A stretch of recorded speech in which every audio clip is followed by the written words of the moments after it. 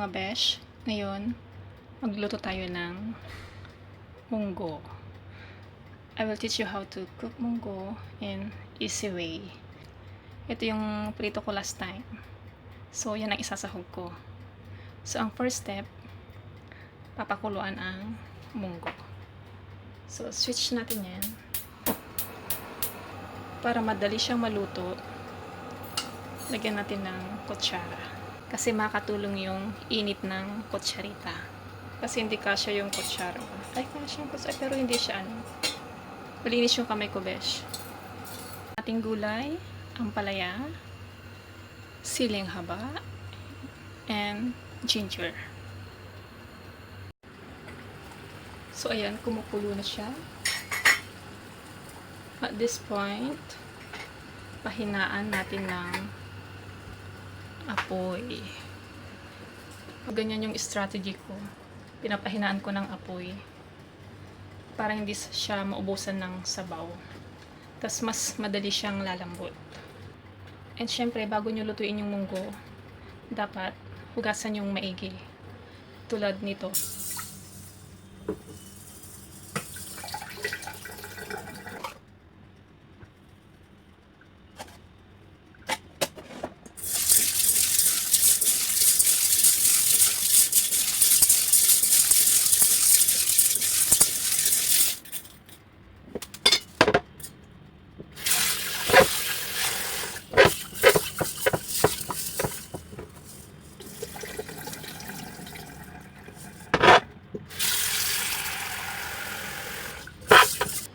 Ayan.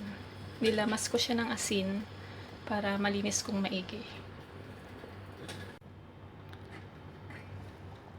So, ayan mga besh. Mukhang malambot na. Ayan. Pwede nating tanggalin yung ating kutsarita. Oh, nalusaw na ata. Ayan.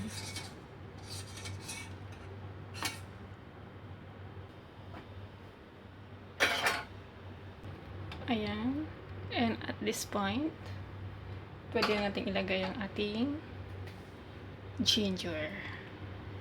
Ayan. Ilagay ang ginger.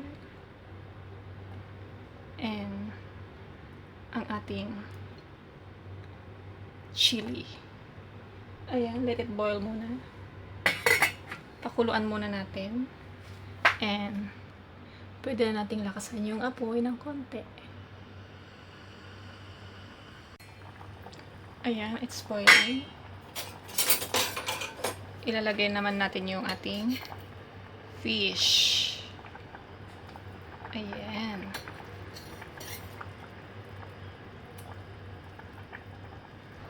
At let it boil for 5 minutes. So, after 5 minutes, timplahan na natin siya bago natin ilagay yung ampalaya. So, lagyan natin ng, sorry for that. Lagyan natin ng asin. Ayan. And konting patis or seafood soy sauce kung wala kayong patis.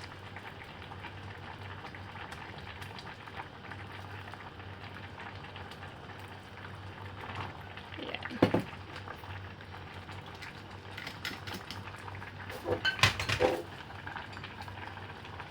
Then haluin natin mga besh.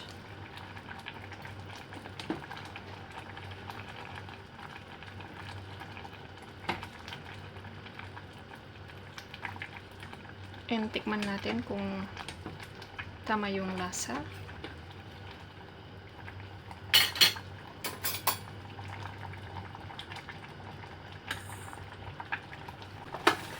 Mataba. Lagyan natin ng asin. Dagdagan natin ng asin. Ayan.